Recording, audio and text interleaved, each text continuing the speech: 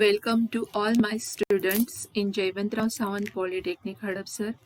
Myself Archana Ritesh Patil, and I will teach you in first semester the subject Basic Chemistry. The subject Basic Chemistry having code is 22102. This subject allotted in your first semester exam. The subject abbreviation is BSc. Then total allotted hours for this subject in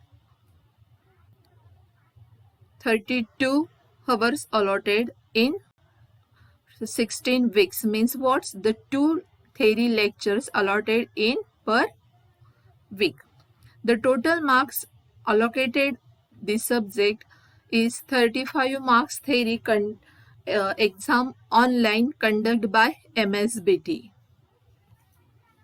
This total marks, the basic chemistry is included the subject in basic science. In basic science divided into two parts. First part is basic physics and another part is a basic chemistry. Then the 35 marks allotted for basic physics and remaining 35 marks for basic chemistry. The total marks 70 marks online examination conducted by MSBTE exam and remaining 30 marks allocated in internal examination that is sessional test. तर मुलांनो आज आपण basic chemistry हा subject नेमका काय आहे हे आपण बघणार आहोत. तर हा सब्जेक्ट जो आहे तुम्हाला फर्स्ट सेमिस्टर मध्ये अलॉट केलेला आहे. तर त्याचं ॲब्रिव्हिएशन आहे BSc. त्याचा कोड आहे 22-102. त्याच्यासाठी आपल्याला 32 लेक्चर दिलेले आहेत. 16 वीकमध्ये आपल्याला ते लेक्चर डिव्हाइड करून दिलेले आहेत. तर प्रत्येक आठवड्याला आपल्याला हे 2 लेक्चर येणार आहेत आणि बेसिक केमिस्ट्रीसाठी आपल्याला किती 35 मार्क्स अलॉट करून दिलेले आहेत. तर बेसिक केमिस्ट्री हा जो पार्ट आहे बेसिक सायन्समध्ये इन्क्लूड करून दिलेला आहे. तर त्याच्यामध्ये 2 पार्ट्स आहेत. पहिला आहे बेसिक फिजिक्स आणि दुसरा पार्ट आहे बेसिक केमिस्ट्री. तर बेसिक फिजिक्ससाठी आपल्याला 35 मार्क्स दिलेले आहेत आणि बेसिक केमिस्ट्रीसाठी आपल्याला 35 मार्क्स. म्हणजे जो काही आपला बोर्डाचा एक्झाम होणार आहे, जो पेपर येणार आहे, तो पेपर आपल्याला एकत्र येणार आहे आणि ॲट ए टाइम आपल्याला ऑनलाईन सॉल्व करायचा आहे. तर टोटल मार्क्स हे आपल्याला आहेत 70 मार्क्सचा हा पेपर असणार आहे. हे झाले 70 marks online MSBT exam conduct करते आणि उरलेले जे 30 मार्क्स आहेत ते आपल्याला आहेत इंटरनल एक्झामिनेशन. त्याच्यामध्ये तुमच्या सेशनल टेस्ट होतील. 20 मार्काची सेशनल टेस्ट होते आणि 10 मार्क जे उरलेले असतात ते तुम्हाला मायक्रो प्रोजेक्टसाठी अलॉट केलेले असतात. म्हणजे बेसिक सायन्स हा कम्प्लीट सब्जेक्ट तुम्हाला 100 मार्क्ससाठी अलॉट केलेला आहे. एवढं तुम्हाला सगळ्यांना समजलंच असेल. आता आपण पुढचे हे घेऊयात. तर हा सब्जेक्ट आपल्याला का शिकायचा आहे? Why this subject is necessary included in your diploma syllabus. This subject is course outcome. The diploma engineering courses have a deal with various material and machines. Okay? तुम्ही जेव्हा समजा मेकॅनिकल इंजिनियर होणार असाल तर तुम्हाला केमिस्ट्री हा subject का शिकायला हवा, याचं महत्त्व काय. जेव्हा तुम्ही इंजिनियर होणार तेव्हा तुम्हाला ज्या छोट्या छोट्या गोष्टी असतात, लुब्रिकंट कुठे यूज करायचं, करोजन कसं स्टॉप करायचं, केमिकल रिॲक्शन्स काय असतात, कशामुळे काय फायदे होतात, त्याचं प्रिव्हेन्शन कसं करायला पाहिजे, ह्या सगळ्या ज्या गोष्टी आहेत ह्या तुम्हाला तुमच्या केमिस्ट्री या सब्जेक्टमध्ये शिकायला मिळणार आहेत. जेणेकरून तुम्ही जेव्हा इंजिनियर व्हाल तेव्हा तुम्हाला त्या गोष्टींचा फायदा होईल. तर मग तुमचं एम काय आहे? The aim of this course is to attain industry identified competency through various teaching learning experience and solve broad based engineering problem applying principle of chemistry. म्हणजे जर का केमिस्ट्रीशी रिलेटेड जर तुम्हाला इंडस्ट्रीमध्ये पुढे जाऊन काही प्रॉब्लेम आला तर तो प्रॉब्लेम तुम्हाला इझिली सॉल्व करता यायला पाहिजे. म्हणून ह्या सब्जेक्टचा तुम्हाला याच्यामध्ये यूज आहे. ओके. तर आपल्याला 3 युनिट दिलेले आहेत. टोटल आपल्याला 6 युनिट आहेत. first 3 units included in basic physics and remaining 3 units in basic chemistry. Okay, course outcomes, there are 3 different units having course outcome is different. Okay, so first unit in basic chemistry is chemical bonding and catalysis. Okay, the first unit included in your syllabus chemical bonding and catalysis. या युनिटसाठी तुम्हाला कुठला course outcome आहे, म्हणजे हा unit शिकल्यानंतर तुम्हाला काय नॉलेज मिळणार आहे, तर तुम्ही ज्या काही कॅटॅलिसिस प्रोसेस आहेत त्या तुम्ही इझिली काय करू शकतात, इंडस्ट्रीमध्ये अप्लाय करू शकतात.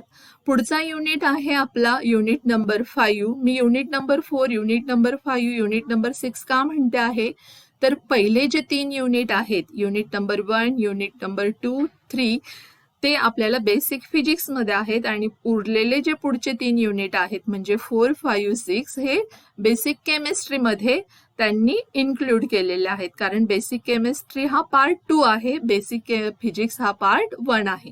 मग आपला युनिट नंबर 4 पासून सुरू होईल. CO4 म्हणजे काय, course of outcome. Course outcome 4 म्हणजे काय, युनिट 4 साठी कुठला कोर्स आउटकम सूट होतो किंवा कुठला तुम्ही वापरला आहे. तर आपला युनिट नंबर 5 आहे करोजन अँड प्रिव्हेन्शन. ओके, मग त्याच्यासाठी आपण तो जो युनिट शिकणार आहोत त्याच्यातले जे कोर्स आउटकम आहेत तो कोर्स आपल्याला काय होणार, corrosion preventive measures in industry. म्हणजे इंडस्ट्रीमध्ये किंवा डेली लाईफमध्ये मेटलवर जे करोजन होतं तर ते करोजन आपण कशा पद्धतीने स्टॉप करायचं याचा आयडिया आपल्याला करोजन चॅप्टर शिकल्यानंतर, त्या सगळ्या मेथड शिकल्यानंतर आपल्याला त्याच्या आयडिया येतात आणि ते आपण कुठे यूज करायचं हे आपण ह्या कोर्समधून आउटकम घेणार आहोत. लास्ट युनिट, युनिट नंबर 6 जे आहे आपलं ते लुब्रिकंट, त्याच्यानंतर पेंट, वॉर्निश, ह्या ज्या छोटे छोटे युनिट्स आहेत ते एकत्र करून दिलेले आहेत. त्यांनी आपल्याला स्टेप बाय स्टेप आपण ते बघणारच आहोत. ओके, तर आपल्याला आता फर्स्ट युनिट आहे आपला केमिकल बॉन्डिंग अँड कॅटॅलिसिस. तर ह्या चॅप्टरसाठी, ह्या युनिटसाठी आपल्याला MSBT ने टोटल किती अवर्स अलॉट केलेले आहेत, 8 अवर्स अलॉटेड केलेले आहेत आणि टोटल आपल्याला 9 मार्क्स दिलेले आहेत. म्हणजे MSBTचा जो काही ऑनलाईन थेअरी पेपर असेल, ऑनलाईन MCQ असतात तुम्हाला, तर त्याच्यासाठी आपल्याला ह्या युनिटवर टोटल 9 मार्क्स अलॉट केलेले आहेत. म्हणजे त्या पेपरमध्ये इंटू 1.5 केलं तर आपल्याला नियर अबाउट 12 मार्काचा सिलेबस, म्हणजे 12 मार्काचे क्वेश्चन्स आपल्याला MSBTच्या क्वेश्चन पेपरमध्ये आपल्याला बघायला मिळतील. क्वेश्चन कसे असणार मी तुम्हाला स्टेप बाय स्टेप ते सांगणारच आहे. ओके, मग आज आपण फर्स्ट युनिट स्टार्ट करूयात. ओके, कारण आपल्याकडे टाइम कमी आहे, 8 अवर्स आहेत आणि आपल्याला ऑलरेडी ह्या कोविडमुळे सगळा प्रॉब्लेम झालेला असल्यामुळे आता आपण ऑनलाईन चालू करतोय. फास्ट नाही होणार पण आपल्याला युनिट हे चालू करायलाच लागेल. सो ऑल स्टुडंट, तुम्हाला माहिती आहे की पिरियडिक टेबल काय आहे. ओके, तर पिरियडिक टेबलमध्ये काय आहे, तुम्हाला खूप सारे इलेमेंट्स दिलेले आहेत. सायंटिस्ट लोकांनी जे इलेमेंट्स शोधलेले आहेत त्यांनी त्याच्या प्रॉपर्टीजनुसार त्यांना काय केलेलं आहे, एका पिरियडिक टेबलमध्ये अरेंज केलेलं आहे. ओके, नियर अबाउट आतापर्यंत आपल्याला 116 इलेमेंट्स हे सायंटिस्ट लोकांनी शोधलेले आहेत. मग प्रॉपर्टीज म्हणजे नेमक्या कुठल्या प्रॉपर्टीज असतात, कुठला मेटल आहे, कुठला नॉन मेटल आहे, मग मेटल कुठे अरेंज करायला पाहिजे, मग हे सगळे जे इलेमेंट्स आहेत पिरियडिक टेबलमध्ये ते सगळे इलेमेंट्स त्यांना त्यांच्या ॲटॉमिक नंबरनुसार, त्यांच्या प्रॉपर्टीजनुसार अरेंज केलेले आहेत. तर तुम्हाला सगळ्यांना पिरियडिक टेबल हा पार्ट माहिती आहे. मेकॅनिकलचे स्टुडंट्स असाल तर मी ह्या पिरियडिक टेबलवर याच्या आधी एक लेक्चर कंडक्ट केलेलं आहे. तर ह्या पिरियडिक टेबलमध्ये हे जे व्हर्टिकल्स ज्या लाईन आहेत, या व्हर्टिकल्स लाईनला आपण म्हणतो पिरियड. हॉरिझॉन्टल लाईन्सला आपण काय म्हणणार, पिरियड म्हणणार. आणि या व्हर्टिकल ज्या लाईन्स आहेत यांना आपण म्हणणार ग्रुप. ओके, ते आपल्यासाठी काही खूप नेसेसरी नाहीये, ती इन्फॉर्मेशन गरजेची नाहीये. पण आपल्यासाठी काय माहिती पाहिजे की हे जे आहेत हे सगळे काय आहेत, इलेमेंट्स आहेत. आणि हे इलेमेंट्स म्हणजे नेमकं काय, हायड्रोजन. मग हायड्रोजनचा ॲटॉमिक नंबर काय आहे, 1 आहे, म्हणून त्याला 1 पोझिशनला ठेवलेला आहे. हायड्रोजन नंतर जो आहे तो आहे हेलियम. ओके, हेलियमला आपण काय केलं आहे, 2 नंबरला ठेवलंय, त्याचा ॲटॉमिक नंबर 2 आहे. आणि हे जे लास्ट पिरियड मधले जे लास्ट ग्रुप मधले जे इलेमेंट्स आहेत, मीन्स कुठले, helium, neon, argon, krypton, xenon आणि रेडॉन, हे जे आहेत हे यांना म्हणतात आपण इनर्ट गॅस एलिमेंट. ओके, म्हणजे काय की हे जे इलेमेंट आहेत ते सगळे इलेमेंट कुठल्याही केमिकल रिएक्शन मध्ये भाग घेत नाही. ते स्वतः काय असतात, स्टेबल असतात. त्यांना स्टेबल होण्यासाठी कोणासोबतही रिएक्शन करायची गरज नसते, म्हणून आपण त्यांना अजून दुसरं नाव म्हणतो झिरो गॅस एलिमेंट. ओके, तर त्याच्यानंतर ह्या पिरियडिक टेबलमध्ये हा जो पहिला पिरियड तुम्हाला दिसतोय, पहिला ग्रुप जो दिसतोय, त्याच्यामध्ये आहेत सगळे अल्कली मेटल्स, दुसऱ्यामध्ये अल्कलाइन अर्थ मेटल्स. हा जो मिडल पार्ट आहे इथून इथपर्यंतचा हे ट्रान्झिशन एलिमेंट असतात. ओके, त्याच्यानंतर आपल्याला तुमच्या सिलेबसमध्ये फक्त हायड्रोजन पासून तर झिंक पर्यंत एवढेच एलिमेंट्स घेतलेले आहेत. याच्यावरच आपण थोडीशी भर देऊयात. ओके, तर आपल्याला ह्या सब्जेक्टमध्ये बेसिक इन्फॉर्मेशन म्हणजे जे काही मागचं बॅकग्राऊंड लागतं, तर आपल्याला डायरेक्ट केमिकल बॉन्डिंग सुरू करता येत नाही. तर केमिकल बॉन्डिंगसाठी आपल्याला ॲटम काय असतो, त्याच्यानंतर तो ॲटम दुसऱ्या ॲटमशी रिॲक्ट झाल्यानंतर त्याचं रिॲक्शन कशी होते, त्याच्यात कुठला बॉन्ड फॉर्म होतो, म्हणून आपल्याला जे बेसिक बॅकग्राऊंड आहे, जे फर्स्ट इंट्रोडक्शन आहे, ते अबाउट आपल्याला ॲटमवर घ्यायचं आहे. तर मग तुम्हाला सगळ्यांना माहिती, every matter in your surrounding is made up by atom. म्हणजे कुठलाही पदार्थ तुम्ही घेतला सराउंडिंग मधला, तर तो प्रत्येक पदार्थ हा ॲटम पासून बनलेला असतो. ओके, मग हा ॲटम म्हणजे नेमकं काय आहे, तर ॲटम म्हणजे आहे की इलेमेंटचा लहानातला लहान पार्ट म्हणजे atom. Atom is the smallest particle of an element. त्याच याला काय म्हणतात, ॲटम. मग इलेमेंट्स म्हणजे कुठले, जे इलेमेंट्स आपण पिरियडिक टेबल मध्ये जे दिसत आहेत आपल्याला, फॉर एक्झाम्पल हायड्रोजन, त्याच्यानंतर हेलियम, हे सगळे काय झालेत, इलेमेंट. मग याच्यातला लहानातला लहान पार्ट, समजा हायड्रोजन घेतला आपण, तर तो जो काय आहे तो मॅटर आहे. हायड्रोजन हा मॅटर आहे. मग तो हायड्रोजन कसा तयार झालेला आहे की छोटे छोटे हायड्रोजन्सचे कण, ॲटम एकत्र होऊन तो काय झालेला आहे, एक इलेमेंट तयार झालेला आहे. ओके, तर मग सगळे इलेमेंट जे आहेत पिरियडिक टेबल मधले, ते सगळे काय आहेत, एका ॲटम पासून तयार झालेले आहेत. तुम्ही ॲटमला तयार करू शकत नाही किंवा डिस्ट्रॉय करू शकत नाही. म्हणजे काय, atoms can neither be created nor be destroy. म्हणजे ॲटम हा अशी गोष्ट आहे की ते तुम्ही तयारही करू शकत नाही आणि त्याला तुम्ही पूर्णतः डिस्ट्रॉय करू शकत नाही.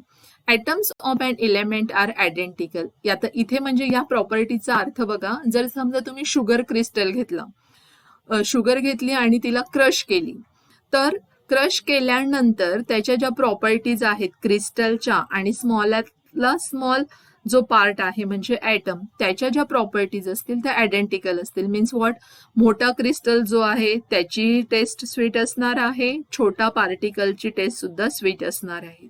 दुसरी प्रॉपर्टीज म्हणजे काय, जर का मोठा क्रिस्टल वॉटरमध्ये डिझॉल्व्ह होत असेल, वितळत असेल, तर छोटा पार्टिकल सुद्धा वॉटरमध्ये काय होतो, डिझॉल्व्ह होतो.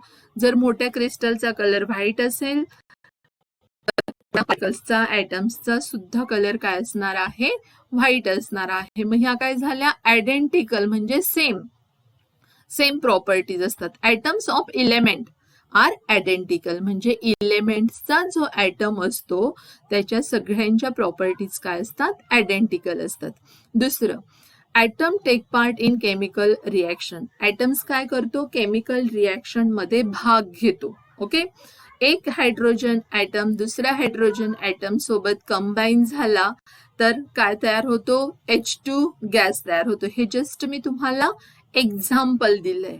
All matter is made up of atoms.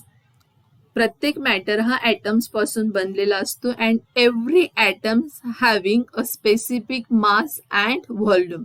म्हणजे प्रत्येक ॲटम्सला किंवा प्रत्येक इलेमेंट्सला त्याचं स्पेसिफिक काय असतं? एक वजन असते आणि त्याला ॲक्वायर करण्याची एक जागा असते.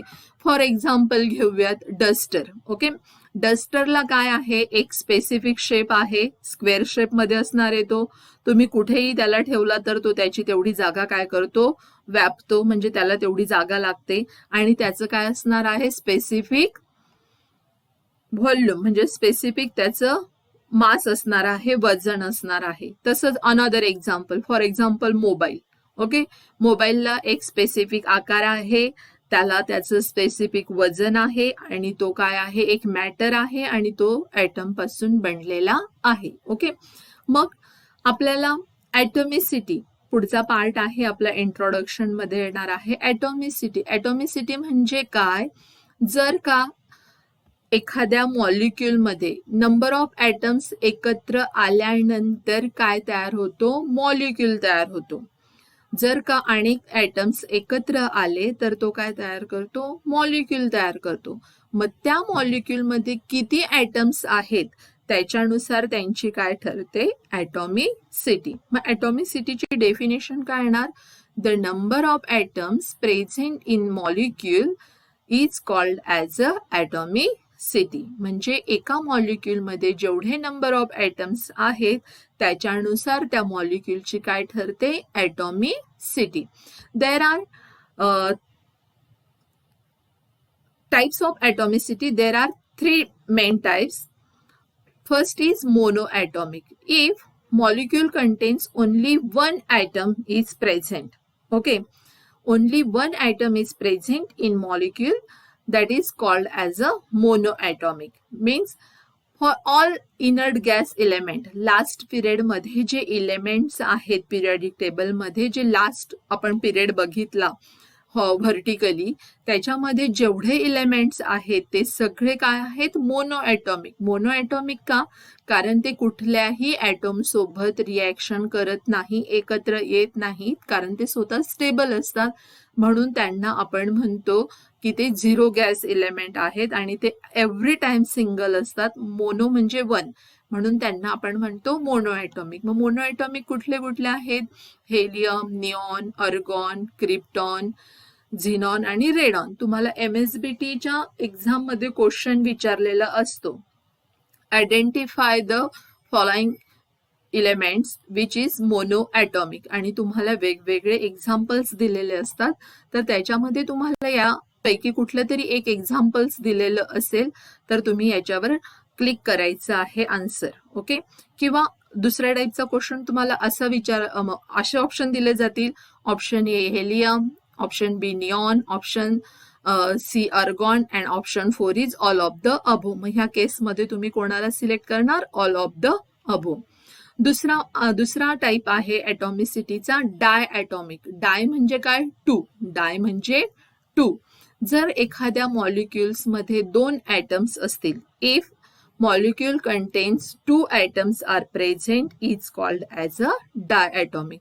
For example, H2. Okay, in H2 molecule contains, there are two hydrogen atoms. Combine two hydrogen atoms and form a H2 gas. It means what? The H2 is a diatomic. Another example, oxygen gas. Oxygen gas, oxygen in single state is atom, then combine with another oxygen and to form O2. Oxygen हा item single जेव्हा असेल तेव्हा आपण म्हणतो त्याला item.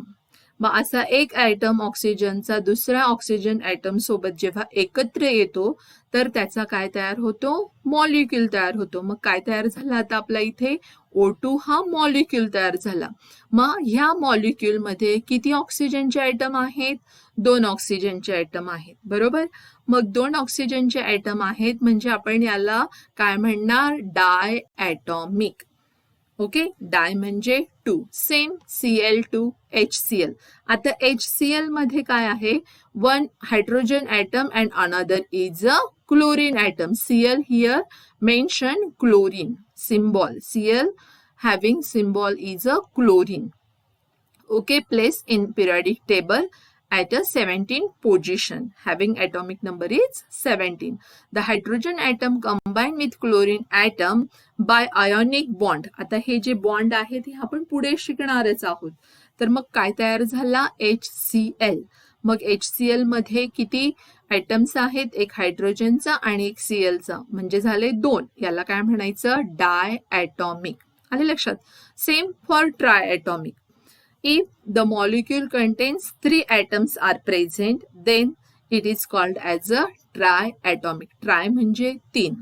For example, H2O. Here, 2 hydrogen atoms and 1 oxygen atom is called as a triatomic. Similar another example, SO2. S is here sulfur, O is here oxygen. It contains 1 sulfur atom and 2 oxygen atom. Combine to form a molecule that is SO2. म्हणजे SO2 मध्ये एक sulphur item आहे आणि 2 oxygen item आहेत, म्हणजे काय तयार झाला, SO2. तर काय झालं, ट्राय ॲटॉमिक. SO2 ला काय म्हणायचं, ट्राय ॲटॉमिक. आता इथून पुढे गेल्यानंतर तुमच्या मनात एक प्रश्न येईल की ट्राय ॲटॉमिक च्या पुढे काही अजून जास्त जर ॲटम एकत्र आले तर, जास्त मोर दॅन 3 ॲटम्स जर एकत्र आले तर त्या मॉलिक्युलला आपण म्हणायचं पॉलीॲटॉमिक. काय म्हणायचं, पॉलीॲटॉमिक. पॉली म्हणजे मेनी, पॉली म्हणजे काय, मेनी, खूप सारे. Okay, more than 3 atoms are present in a molecule is called as a polyatomic. पण तुम्हाला जर क्वेश्चन विचारला MSBT मध्ये आणि विचारतात तुम्हाला ॲटॉमिसिटीवर एक क्वेश्चन असतो, तर विच ऑफ द फॉलोइंग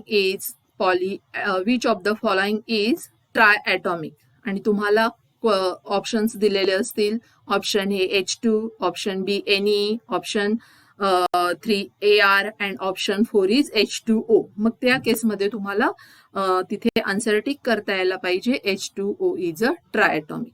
जर डायॲटॉमिक वर विचारला तर डायॲटॉमिकचं तुम्हाला ऑप्शन सिलेक्ट करता यायला पाहिजे. ओके, हा क्वेश्चन कंपल्सरी विचारलाच जातो. ओके, इथे तुमचा 1 मार्क्स कव्हर होतोय. मग याच्यावर एक ऍक्टिव्हिटी घेऊयात आपण. ही ऍक्टिव्हिटी तुम्ही सगळ्यांनी काय करायचंय, व्हिडिओ थोडा पॉज करायचा आणि हा जो टेबल आहे हा तुम्ही तुमच्या नोटबुक मध्ये लिहायचा आहे.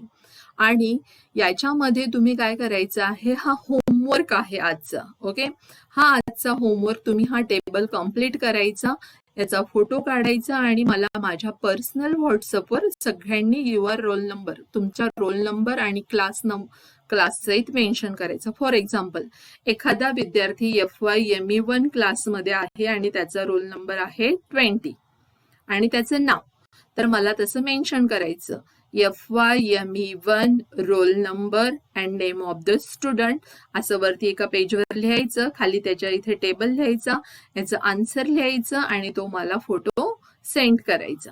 ओके, तर केमिस्ट्रीसाठी तुम्ही एक 100 पेजेस नोटबुक केली तरी चालेल, हरकत नाही. त्याच्यावर तुम्ही तुमचं पहिल्यापासून वर्क काय करायचंय, लिहून ठेवायचं आहे. तर हा जो आहे व्हिडिओ तुम्ही पॉज करून तुम्ही लिहू शकतात. फॉर एक्झाम्पल, मी एक फक्त तुम्हाला सांगते. आता CO2 मध्ये नंबर ऑफ ॲटम्स किती आहेत सांगा, 3. बरोबर, कसं काय, कार्बनचा 1 आणि ऑक्सिजनचे 2. आले इथे किती झाले, कार्बनचा 1 आणि ऑक्सिजनचे 2, असे 3 ॲटम झाले. म्हणजे इथे आपण लिहिणार 3 आणि याची ॲटॉमिसिटी काय येणार, try atomic. Another example, helium मध्ये किती ॲटम्स आहेत, ओनली 1 ॲटम्स. ओके, मग आता त्याची ॲटॉमिसिटी काय येणार, मोनो ॲटॉमिक.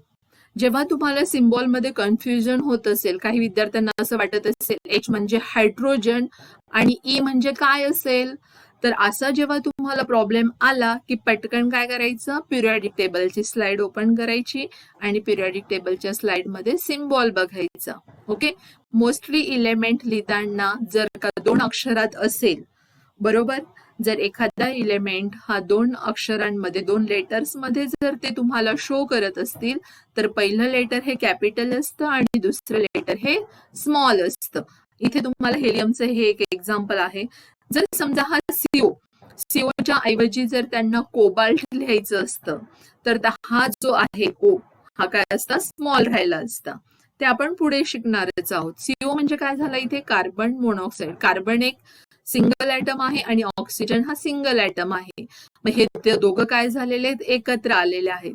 तुम्ही जेव्हा पिरियडिक टेबलमध्ये बघणार आणि म्हणणार हा सीओ आहे तर हा सीओ कसा आहे ओ स्मॉल नाही, हा ओ काय आहे कॅपिटल आहे. म्हणजे हा काय झाला कार्बन मोनॉक्साईड, कोबाल्ट नाही. ओके, केअरफुली बघायचं आणि आन्सर द्यायचं. ओके, तर हा टेबल तुम्ही सगळेजण करणार आणि मला तुमच्या नावासहित रोल नंबर सहित आणि क्लास सहित सेंड करणार अशी मी अपेक्षा करते. जसं तुम्ही तुमचा परफॉर्मन्स देणार तसे मार्क्स आपल्याला पुढे पुटअप करता येतील. ओके, मग आता स्ट्रक्चर ऑफ ॲटम म्हणजे ॲटम हा असतो कसा, दिसतो कसा, त्याच्यात असतं काय. ओके, मग ॲटम हा मोस्टली डिव्हायडेड इंटू 2 पार्ट्स मध्ये त्याला आपण डिव्हाइड केलेला आहे. हा जो मधला पार्ट आहे याला म्हणतात न्यूक्लियस. याला काय म्हणतात न्यूक्लियस.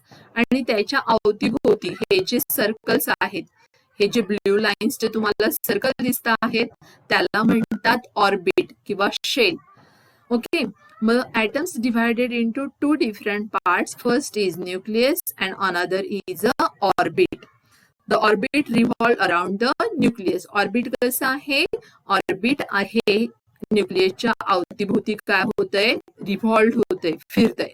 ओके, मग ॲटम्स मध्ये 3 डिफरंट पार्टिकल्स असतात. ओके, ॲटम्स मध्ये सुद्धा अजून 3 डिफरंट पार्टिकल्स असतात, प्रोटॉन, इलेक्ट्रॉन आणि न्यूट्रॉन. मग आता प्रोटॉन आणि न्यूट्रॉन हे जे असतात यांची जागा असते न्यूक्लियसमध्ये. प्रोटॉन आणि न्यूट्रॉनची जागा कशामध्ये असते न्यूक्लियसमध्ये असते. मग उरले काय इलेक्ट्रॉन. इलेक्ट्रॉन काय असतात, हे इलेक्ट्रॉन आपण ऑर्बिटमध्ये म्हणजे शेलमध्ये ते काय होतात कंटिन्युअसली फिरत असतात. न्यूक्लियसच्या अवतीभोवती एकाच पाथमध्ये ते जे फिरत असतात त्या पाथला म्हणतात ऑर्बिट. इथे जे रेड डॉट दिसत आहेत तुम्हाला त्यांना म्हणतात इलेक्ट्रॉन आणि हे जे ऑरेंज डॉट आहेत प्रोटॉन, हे जे ग्रीन डॉट आहेत त्यांना म्हणायचं आपण न्यूट्रॉन. एखाद्या ॲटम्सचं जेव्हा आपण वेट ठरवतो तेव्हा त्याच्यामध्ये किती नंबर ऑफ प्रोटॉन्स आणि न्यूट्रॉन आहेत, ही नंबर ऑफ प्रोटॉन आणि न्यूट्रॉनची जी बेरीज केल्यानंतर जे आन्सर येतं ते त्या ॲटॉमचं काय असतं मास असतं. ते आपण पुढे शिकणार आहोत. हे फक्त आपल्याला बेसिक माहितीसाठी आपण घेतोय. ओके, तर मग आपण जे आहे हे जे न्यूक्लियस आहे हा जो सेंटर पार्ट जो आहे त्याला काय म्हणायचं आपण न्यूक्लियस. मग न्यूक्लियसची डेफिनेशन काय येणार, पॉझिटिव्हली चार्ज म्हणजे प्रोटॉनवर कुठला चार्ज असतो पॉझिटिव्ह चार्ज असतो. म्हणून इथे सेंटेन्स घेतलेला आहे positively charge central part contains काय काय असतं त्याच्यामध्ये प्रोटॉन अँड न्यूट्रॉन. त्याला काय म्हणायचं न्यूक्लियस. ओके, त्याला म्हणायचं न्यूक्लियस. पुढचा पार्ट आहे न्यूक्लियस सोडून जो अदर पार्ट आहे म्हणजे त्याला काय म्हणायचं extra nuclear part. Extra nuclear part म्हणजे ह्या ज्या ब्ल्यू लाईन्स आहेत आपल्या इथे त्याला म्हणतो आहेत आपण एक्स्ट्रा न्यूक्लिअर पार्ट. मग त्या एक्स्ट्रा न्यूक्लिअर पार्टचं नाव काय आहे ऑर्बिट. काय नाव आहे त्याचं ऑर्बिट. त्याच्यामध्ये काय आहेत इलेक्ट्रॉन. ऑर्बिटमध्ये काय असतात इलेक्ट्रॉन. इथे दाखवलेले जे आहेत रेड कलरचे त्यांना म्हणायचं इलेक्ट्रॉन. हे झालं ॲटमचा बेसिक पार्ट म्हणजे ॲटम्स मध्ये काय काय असतं. ओके, आणि त्याची जागा काय. तर आता पुढे जाऊन आपण शिकणार आहोत त्याच्यावर कुठला सिम्बॉल असतो, त्याचं वजन काय असतं, त्याचा चार्ज काय असतो, हे सगळं आपण पुढे शिकणार आहोत. आणि ह्या ज्या आहेत तर हे जे ऑर्बिट असतात हे एकच ऑर्बिट नसतं. हे पहिलं ऑर्बिट, त्याच्या बाजूला परत दुसरं ऑर्बिट, त्याच्या अवतीभोवती परत तिसरं ऑर्बिट, अशा वेगवेगळे ऑर्बिट. न्यूक्लियस एकच असतं पण ऑर्बिट काय असतात अनेक असतात. ते त्यांच्या एनर्जीनुसार लेवल ठरवत असतात.